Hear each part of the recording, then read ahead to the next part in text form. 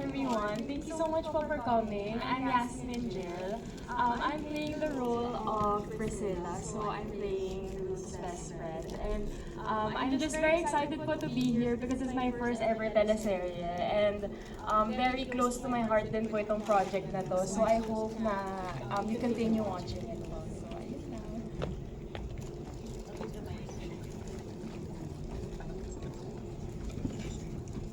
Hi, good evening po. Ako po si Nino Mendoza and I'm playing the role of Tonyo. Ako po yung driver slash bodyguard ni Sid Lucero playing the role of Joshua.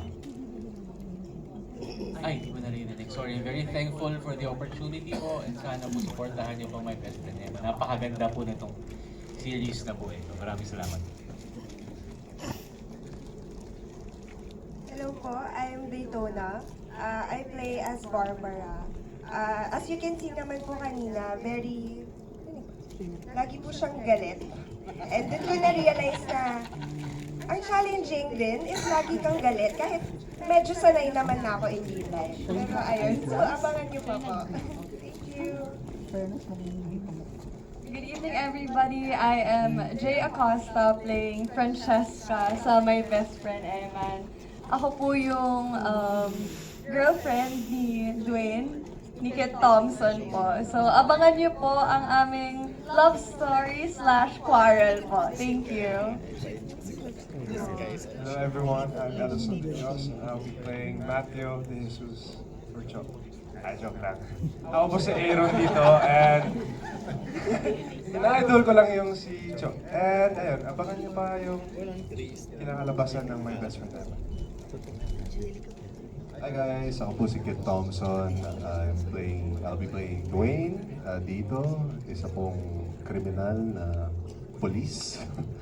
And yes, so abangan niyo yung marami pang twist na darating this series na to. And I hope you guys enjoyed it. And thank you so much for being here.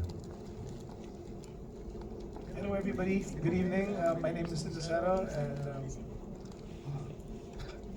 I'm just really blessed to be part of this project. Like Gina always says, this is something we all need right now as a people. Thank you for being here. Hello, ako po si JM. I play the role of Mateo De Jesus. Nga kagaya ng sinabi ni Timmy, nakataon, napapanahon po. Salamat po sa pagpunta nyo and sana po tulungan nyo kami to spread the word.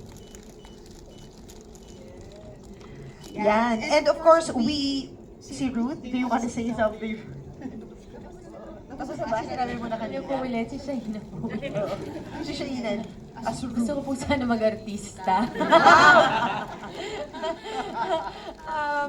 Well, ano po, muli, maraming salamat sa inyong pagpunta, sa inyong oras.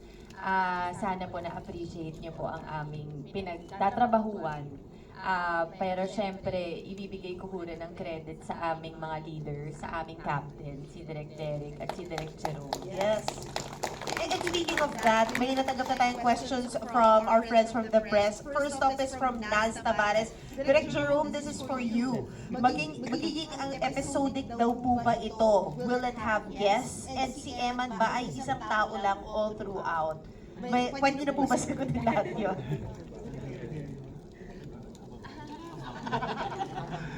Pasensya na po, marami pa po kami hindi dapat i-reveal kasi nasa ere pa lang po kami. So, but eventually, this is an inspirational show. Will it be episodic? It will be, we will have very big guests. Wow. Yun na lang po muna. Tapos, syempre, Also, gusto po namin wala man po siya dito. Gusto namin magpasalamat kay Mr. Eli Buendia for saying yes to the show.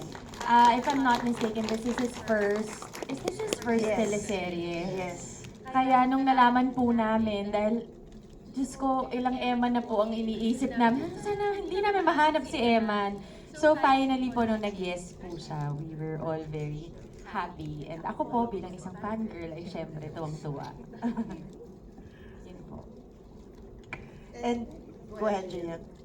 Yung next question natin is coming from Carl June of Kapatid Insider for Direk Derek.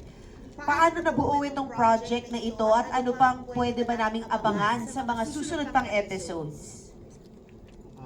Nabuo yung project is phone call ito eh. Isang mahabang phone call. Yun. Bali nag-uusap kami na ni Enrico pagkatapos pinag-usapan namin na parang, uy, nasa gitna tayo ng pandemic, ano ba magandang gawin ng kwento na sa tingin natin napapanahon? So, it took us 2 years bago masimulan yung project, pero ang masasabi ko lang, tama yung oras at panahon ngayon na inilabas yung proyekto. Yun. Kung ano pa yung maaabangan, katulad ng sabi ni Direk Jerome, marami pa po. Hindi lang po namin ma-splook. And of course, this question is from Bix. This is for JM and Shaina. Paano raw kayo in-approach for this project and what made you say yes?